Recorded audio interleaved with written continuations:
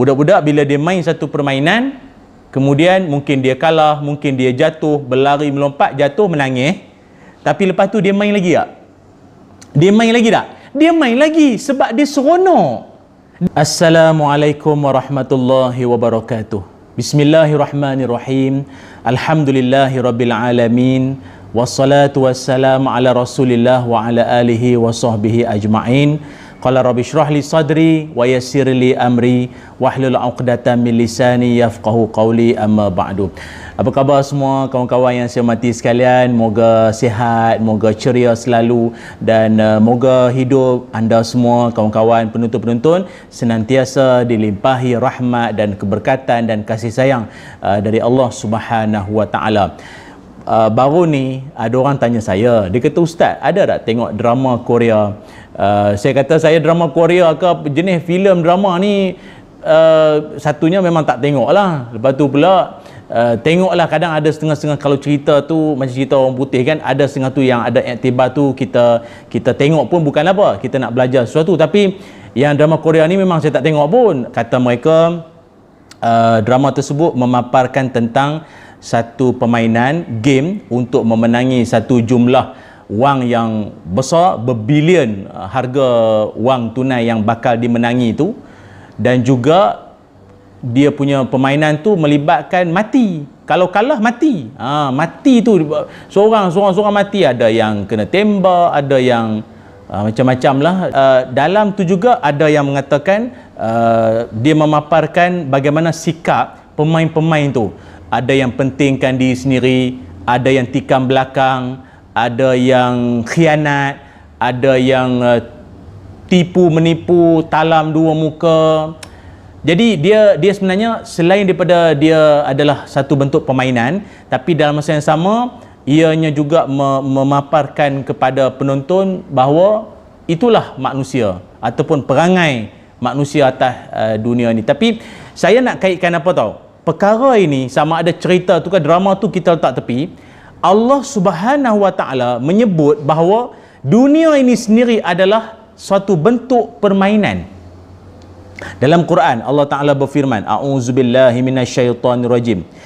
I'lamu annamal hayatud dunya la'ibun wa lahu wa zinah wa tafakhurun bainakum wa takathurun fil amwali wal aulad ila akhiril ayah. Sadaqallahul azim.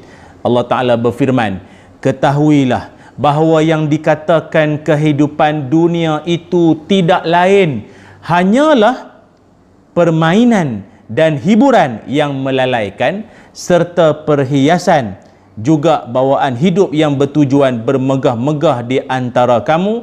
Bermegah-megah apa?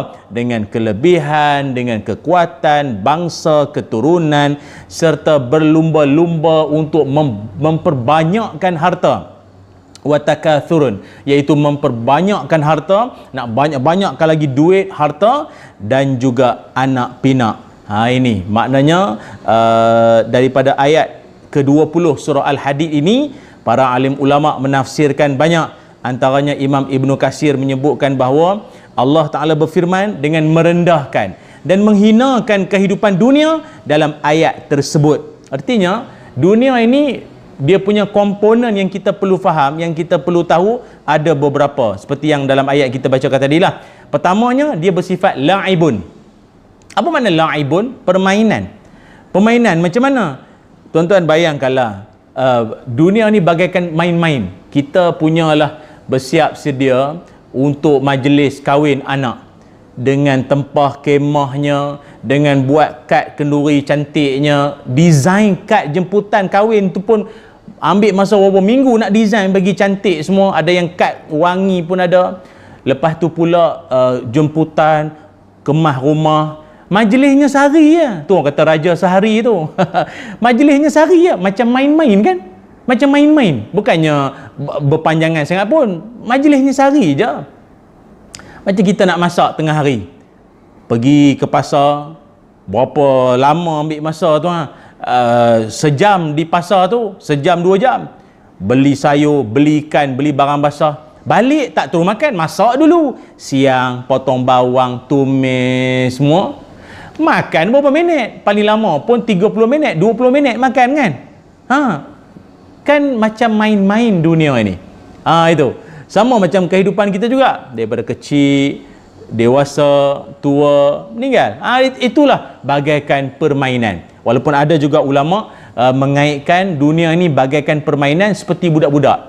Budak-budak bila dia main satu permainan, kemudian mungkin dia kalah, mungkin dia jatuh, berlari, melompat, jatuh, menangis. Tapi lepas tu dia main lagi tak? Dia main lagi tak?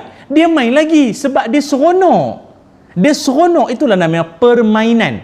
Main apa-apa game. Walaupun tak menang, tak ada dapat wang tunai apa-apa pun. Tapi bila dia kalah, dia nak main lagi. Dia nak main lagi. Dia menangis ke, dia jatuh sakit masa lari tadi, perlumbaan tadi, lari luka. Dia tanya nak main lagi. Nak main lagi. Itulah la'ibun, permainan.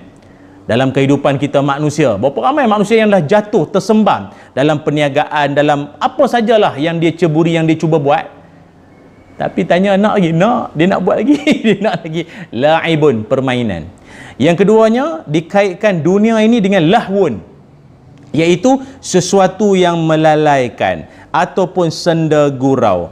Maknanya dalam kehidupan kita, berapa banyak perkara yang melalaikan kita daripada matlamat asal kehidupan kita. Mencari redha Allah, beribadah kepada Allah, banyak dilalaikan. Kalau kita hari ni paling banyak melalaikan kita, tak lain tak bukan gadget alat peranti. Kan, ataupun media sosial dia juga. Ambil satu gambar, post, tunggu berapa like, bertambah atau tidak follower. Kan? Tunggu like pun ada juga.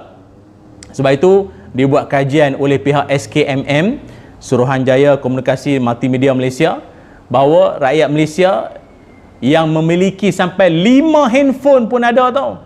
5 handphone pun ada.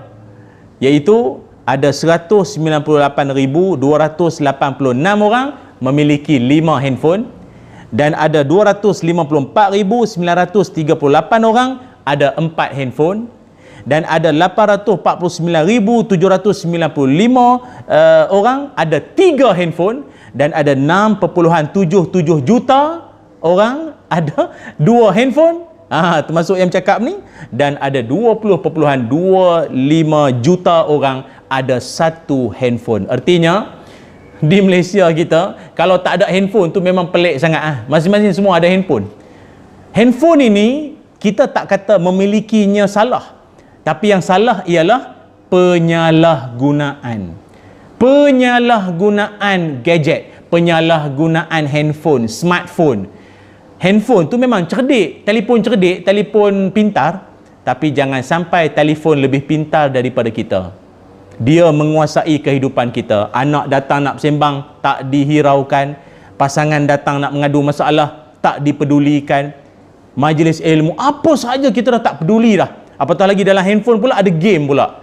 Lagilah kita lalai. Itulah yang kita sangat bimbangkan, bahawa kehidupan ini juga bersifat lahwun ataupun sesuatu yang melalaikan.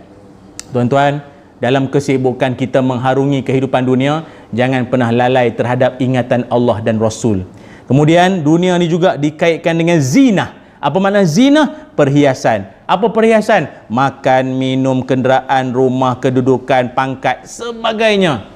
Itu juga adalah bentuk perhiasan, membuatkan kita rasa syok sendiri, rasa best, rasa apa tu, bagai di awang-awangan. Lagi apa lagi? Dunia ni juga disifatkan dengan saling berbangga-bangga. Ada anak ramai, ada double degree, double master, berbangga-bangga. Lepas tu pula bangga dengan apa? Anaknya atau keturunannya. Anak yang pertama belajar universiti ni, anak yang pertama, kedua belajar itu, belajar kerja offshore tengah laut sana, ini kerja dalam laut, itu kerja seberang laut. Jadi kebanggaan ni semua. Inilah namanya dunia semata-mata.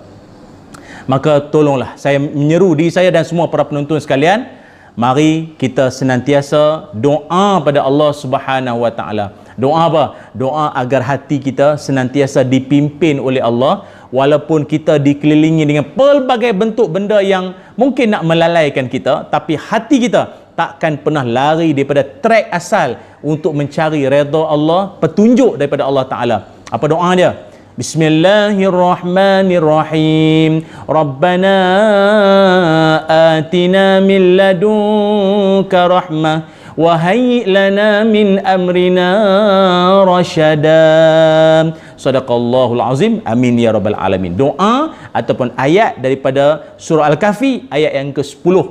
Amalkan. Moga Allah Ta'ala bagi petunjuk, Allah bagi bimbingan dalam kehidupan kita. Kalaupun kita dikelilingi dengan banyak tipu daya melalai semuanya, kita masih lagi ingat bahawa kita dalam perjalanan menuju Allah Subhanahu Wa Ta'ala. Terima kasih semua. Diharapkan ada komen atau ada sebarang cadangan yang nak diberikan, boleh letak saja di ruangan komen di bawah ini. Terima kasih semua. Assalamualaikum warahmatullahi wabarakatuh.